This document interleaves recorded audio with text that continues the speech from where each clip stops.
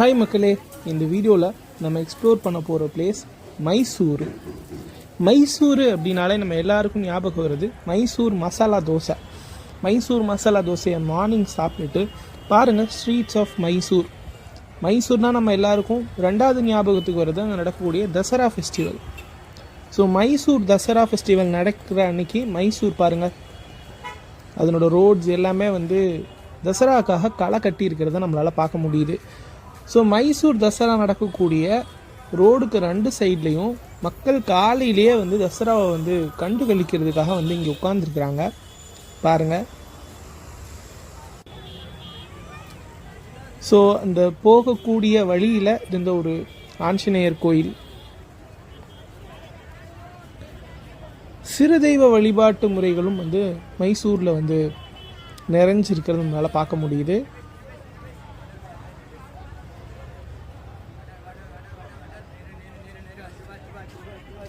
ஆஞ்சநேயர் கோயில் முழுவதும் அந்த துளசி மாலையால் நிரப்பப்பட்டு மக்கள் தசரா பார்க்குறதுக்கு முன்னாடி ஆஞ்சநேயருக்கு ஒரு கும்பிடு போட்டுட்டு போகக்கூடிய காட்சிகள் தான் இது. வெயில் ரொம்ப காலையில் அதிகமாக இருந்ததுனால மக்கள் ஆங்காங்கே குடை பிடித்துட்டு அப்படியே தசராவை கண்டு கழிக்கிறதுக்காக அங்கே உட்கார்ந்துருக்கக்கூடிய காட்சிகள்.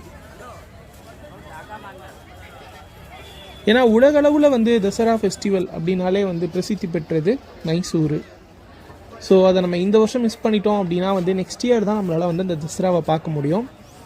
மைசூர் பேலஸில் இருந்து புறப்பட்ட அந்த யானை சவாரி ஸோ இங்கேருந்து ஒரு 4 கிலோமீட்டர் தூரத்துக்கு ஊர்வலமாக எடுத்து செல்லப்படும். அதுக்கு பின்னாடி வண்ண வண்ண ஊர்திகள் வெவ்வேறு தீம்ஸில் அலங்கரிக்கப்பட்ட வாகனங்கள் புடை சூழ பாருங்கள் யானை சவாரி. ஸோ இதுதான் மைசூர் தசராவுடைய ஃபேமஸான ஜம்போ சவாரி.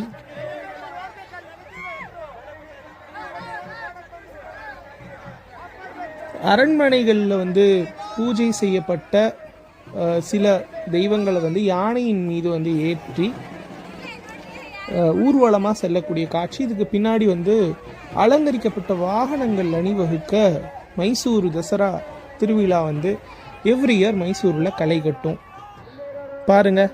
வெவ்வேறு தீமில் நடனம் ஆடிக்கிட்டு அந்த ஜம்போ சவாரிக்கு பின்னாடியே ஊர்வலமாக செல்லக்கூடிய காட்சிகளை மக்கள் அந்த மழையும் பொருட்படுத்தாமல் கண்டு கழிக்கிறத நம்மளால் பார்க்க முடியுது. அதாவது காலையில் என்னதான் சுட்டெரிக்கும் வெயில் அடித்தாலும் தசரா ஃபெஸ்டிவல் ஆரம்பித்த கொஞ்ச நேரத்திலேயே கொட்டுன்னு மைசூரில் மழை கொட்டிருச்சு. பல்வேறு வேடங்கள் அணிந்த வேடதாரிகள் அந்த மழையினால் அங்கே நடந்து போயிட்டுருக்காங்க பாருங்கள். இது சுற்றி இருக்கக்கூடிய எல்லா பில்டிங்ஸ் மேலேயும் மக்கள் நின்று தசராவை பார்க்கக்கூடிய காட்சி. ஆட்டம் பாட்டம் கொண்டாட்டம் அப்படின்னு மக்கள் தசராவை குதூகலமாக கண்டுகளிச்சிட்டு இருக்காங்க.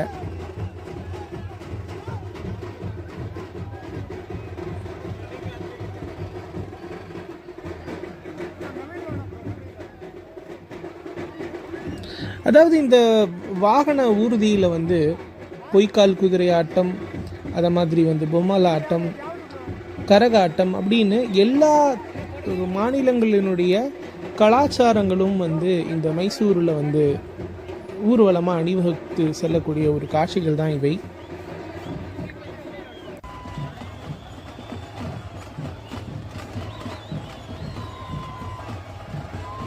ஸோ இதை ஒரு குரூப்பாக பிரித்து அந்த ஒவ்வொரு குரூப்புக்கும் ஒரு தீம்ங்கிற மாதிரியான கான்செப்டில் பாருங்கள். இது ஒரு தீம்.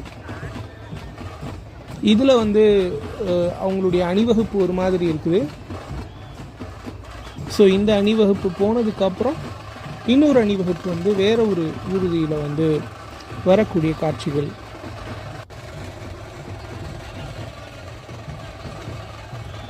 ரொம்பவே பிரம்மாண்டங்க மைசூர் தசரா அப்படிங்கிறது கண்டிப்பாக வாழ்க்கையில் ஒரு தடவை விசிட் பண்ணி பார்க்கக்கூடிய ஒரு ஈவெண்ட்ஸில் இது ஒன்று நான் சொல்லுவேன்.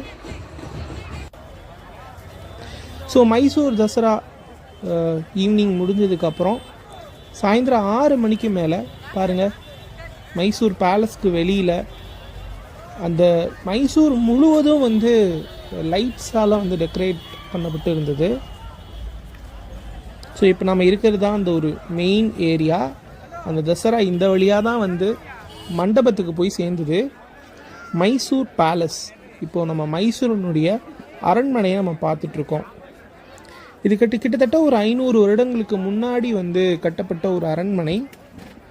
பல்வேறு கால சூழ்நிலைகளில் வந்து பொலிட்டிக்கல் வேரியேஷன்ஸ் மைசூரில் இருந்தாலும் இன்றைக்கும் அந்த மைசூரை ஆளக்கூடிய உடையார் டைனாஸ்டி அவங்களுடைய வம்சாவளிகள் இந்த அரண்மனையில் வசிச்சுட்டு வராங்க. அவங்களுக்கு தான் இந்த தசராவினுடைய முதல் மரியாதை அப்படியும் வந்து அரசால் வந்து செய்யப்படுது. அந்த கேம்பஸ்லேயே வந்து ஒரு கோயில் இருக்குது. அதுவும் பாருங்கள் எவ்வளோ பிரம்மாண்டமாக வந்து லைட்ஸால் டெக்கரேட் பண்ணப்பட்டிருக்குன்னுட்டு.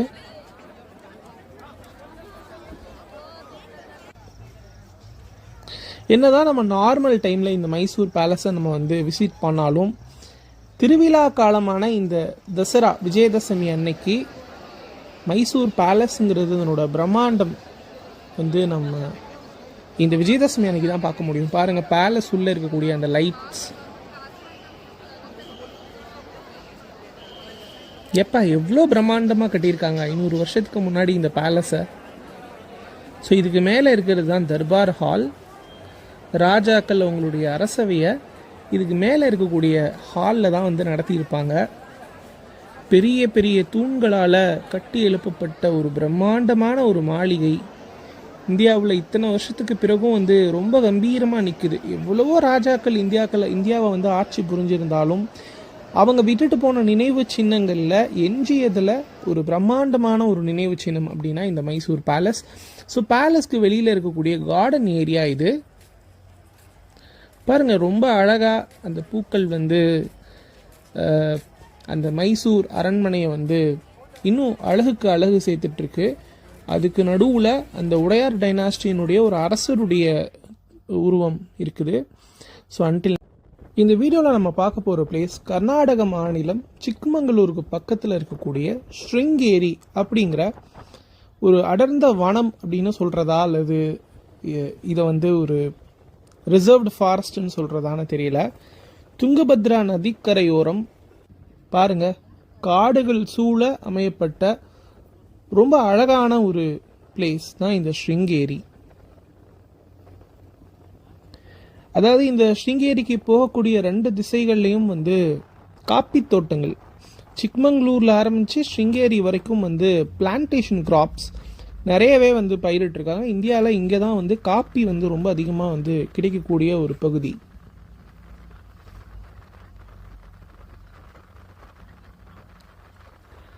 பாருங்கள், எவ்வளோ அழகாக இருக்குது அந்த காப்பி தோட்டங்கள் வந்து 2 திசைகள்லேயும் வந்து நிறைஞ்சு. ஸோ இப்போ நம்ம ஸ்ருங்கேரி ஆசிரமம் வந்திருக்கோம். துங்கபத்ரா நதிக்கரையோரம் அமைஞ்சிருக்கு இந்த ஆசிரமம். மக்கள் வந்து இந்த ஸ்ருங்கேரி வந்ததுமே வந்து இந்த துங்கபத்ரா நதியில் நீராடி ஸோ குடும்பத்தோடு வந்து இந்த ஒரு நதியில் ஒரு புனித நீராடுறதை வழக்கமாக வச்சுருக்காங்க. ஸோ இப்போ அதை தான் நம்ம ஸ்க்ரீனில் பார்த்துட்ருக்கோம். ஸோ கால் கைகளை நனைத்து மக்கள் வந்து நீராடிட்டுருக்காங்க.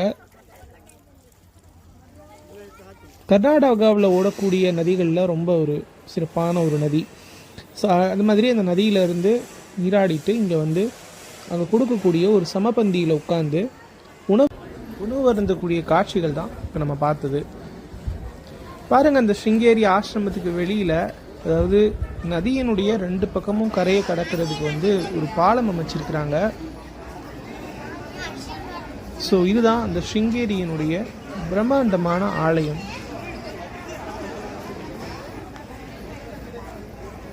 அதாவது நகரா அப்படின்னு சொல்லக்கூடிய ஒரு கட்டடக்கலையில் ரொம்ப பிரம்மாண்டமாக இந்த கோயிலை கட்டியிருக்காங்க.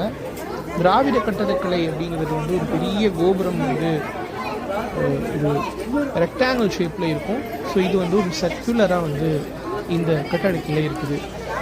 ஸோ அந்த ஆசிரமத்தில் இருக்கக்கூடிய யானை, அதை பக்தர்கள்